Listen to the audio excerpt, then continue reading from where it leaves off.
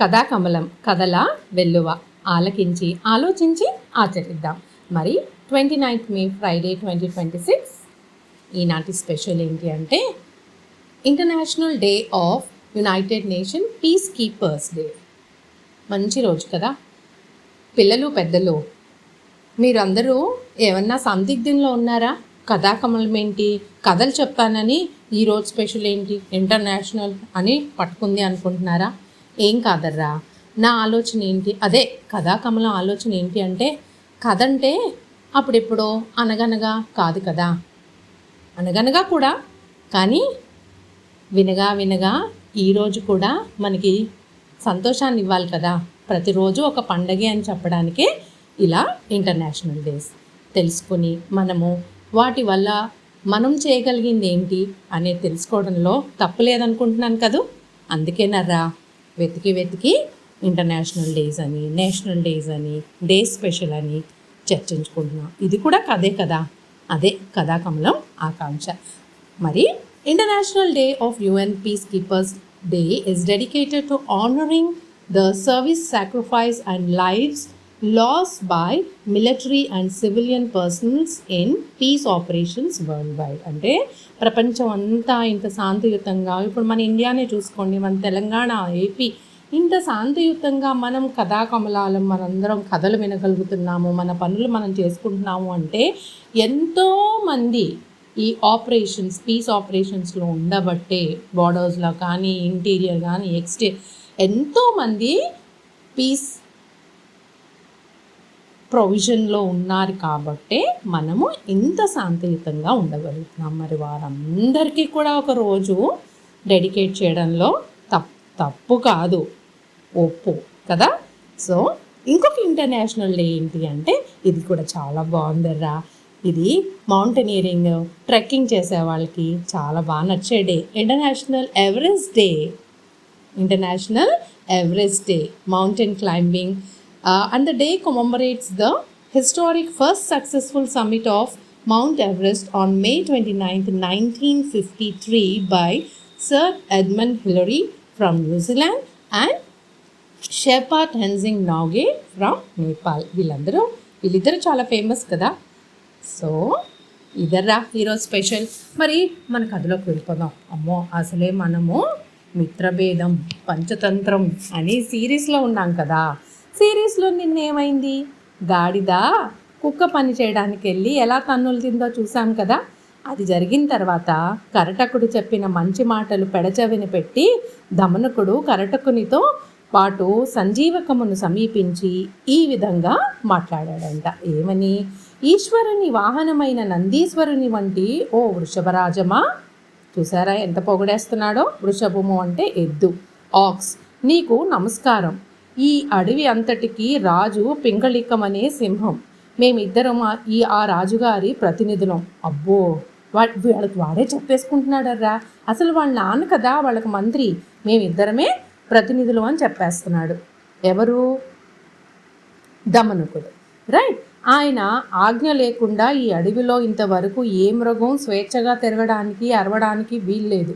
ఈరోజు నీ అరుపు విని రాజుగారు ఎవరో కొత్తగా వచ్చిన వారు కాబోలు, మన విషయం వారికి తెలిసి ఉండదు. మీరు వెళ్ళి నచ్చ చెప్పి మన వద్దకు తీసుకురండి. మేము వారిని సన్మానించి వారితో స్నేహం చేస్తామని మమ్మల్ని పంపారు. ఓరి వీడి వేషాలో ఎంత కథలేసాడో. కథాకమలమే కథ అంటే వీడు కథలో కథ చెప్పేశాడు. తమరు మా వెంట వస్తే మేము మిమ్మల్ని వారికి పరిచయం చేస్తాం, మీకు స్నేహం చేయిస్తాము అని ప్రగల్భాలు పలికిందంట. దమనకుడి మాటలు విన్న సంజీవకం ఆలోచించి దిక్కు లేకుండా అడవిలో తిరుగుతూ ఏ పులి నోట్లోనో పడేదానికంటే, మరి అంతే కదా, ఆ రోజు బండి దగ్గర కాలు విరిగి వదిలేసి వెళ్ళిపోతే ఇంత అదృష్టం కలిగింది కదా దానికి. రాజదర్బారులో చేరి రాజుగారి స్నేహితునిగా ఉండడం మంచిదనుకొని సరే వెళదాం పదండి అని వారి వెంట బయలుదేరి పింగళికం వద్దకు వెళ్ళిందంట. సంజీవకం అంటే ఎద్దు కరటకునితో కబుర్లాడుతూ నెమ్మదిగా వస్తూ ఉంటే దమనకుడు ముందుగా గబగబా, చూసారా తెలివి, దమనకుడు గబగబా పింగళికుని వద్దకు పరిగెత్తి, మహారాజా, మనకు భయం కలిగేలా శబ్దం చేసింది ఎవరూ కాదు, సంజీవకం అనే వృషభేంద్రుడు. నేను చెప్పాను కదా నేను వాడిని కనిపెడతానని. అతడు ఎంతో మంచివాడు, తెలివైనవాడు, వీడికి తెలిసినట్టు, బలవంతుడు, మీకు మంత్రిగా ఉండదగినవాడు. సెలవైతే వెళ్ళి అతన్ని తమ సన్నిధికి తీసుకుని వస్తానని చెప్పింది అని పింగళికుడు సరే అలాగే తీసుకునిరా చూద్దాం అన్నాడంట. చూసారా, వీడి ఇక్కడ అబద్ధాలు, అక్కడ అబద్ధాలు. దమనకుడు సంజీవకునితో తీసుకువచ్చి పింగళుకుని ముందుకు నిలిపాడు. సంజీవకం మృగరాజునకు నమస్కారం చేసి, రాజా, మీ అనుమతి లేని అదే రాజా, నాకు మీ ముందు భయమేస్తుంది. మీ అనుమతి లేక నేను ఈ అడవిలో ప్రవేశించాను, ఇష్టానుసారం ప్రవర్తించాను. ఇది నేను తెలియచేయకపోయినా తప్పే, కాబట్టి క్షమించండి అనగానే పింగళుకుడు ఎంతో సంతోషించాడు. అమ్మో, ఇది కూడా సంజీవకం కూడా తెలివైందే. చూసారా, సంజీవిక భయపడకు, నేటి నుండి నువ్వు నాకు మిత్రుడవు, అంతేకాదు ఇప్పటి నుండి నువ్వు నా మంత్రిగా ఉండు. చూసారా, అసలు దమనకుడు తండ్రి కదా మంత్రి, పాపం అతన్ని మాటామంతి లేకుండానే ఇతన్ని మంత్రిగా, వృషభుని మంత్రిగా చేర్చేసుకున్నాడు. దీని అంతటికీ కారణం ఎవరు? మధ్యలో టింగు వాళ్ళ కొడుకే కదా. నీ ఇష్టానుసారం ఈ అడవిలో తిరుగు, నా స్నేహితుడిగా సకుడిగా సర్వ మర్యాదలు అందుకో అన్నాడంట. ఆనాడు మొదలుకొని పింగళకుని పలు విధాల కొనియాడుతూ రోజు రోజుకు అతనితో స్నేహాన్ని పెంచుకొని వానిని ఆదరిస్తూ తన బంధుమిత్రులను సరిగ్గా చూడక అశ్రద్ధ వహించి చాలా చాలా అధిక సన్నాహాలు చేయసాగింది పింగళికం. అంటే ముందొచ్చిన చెవుల కంటే వెనక వచ్చిన ఇది అంటారు కదా, అదేదో అన్నారా, గుర్తు రావట్లేదు సరిగ్గా. మీకు గుర్తొస్తే కామెంట్ బాక్స్లో పెట్టండి చూద్దాం. తమ రాజు ఇలా మారడానికి వారంతా ఎంతగానో విచారిస్తున్నారు. కరటక దమనకులకు కూడా రాజుగారితో సంబంధం చాలా వరకు తగ్గింది. చూసారా, ఎవరైతే పరిచయం చేశారో దమనకుడు కదా, కరటకుడు కూడా పోనీ వాడు తమ్ముడు అన్నో కానీ దమనకునిదే మెయిన్ భాగం.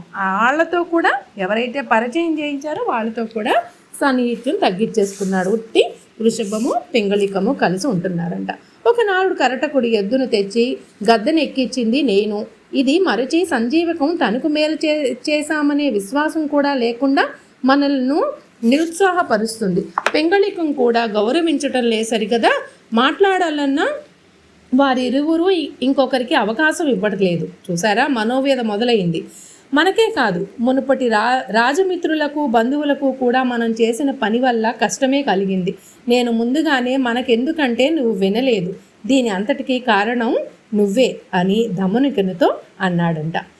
దానికి దమనికుడు, తానొకటి తలిస్తే దైవం ఒకటి తలుస్తుంది అన్న సామెత నా విషయంలో నిజమైంది. నన్ను క్షమించు కరటక, ఇలా జరుగుతుందని నేను మాత్రం కలగన్నానా?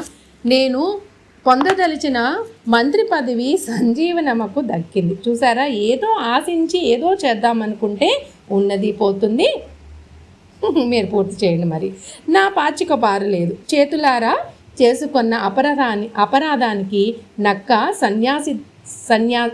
సన్యాసి దేవశర్మల మాదిరిగా నేను మోసపోయాను.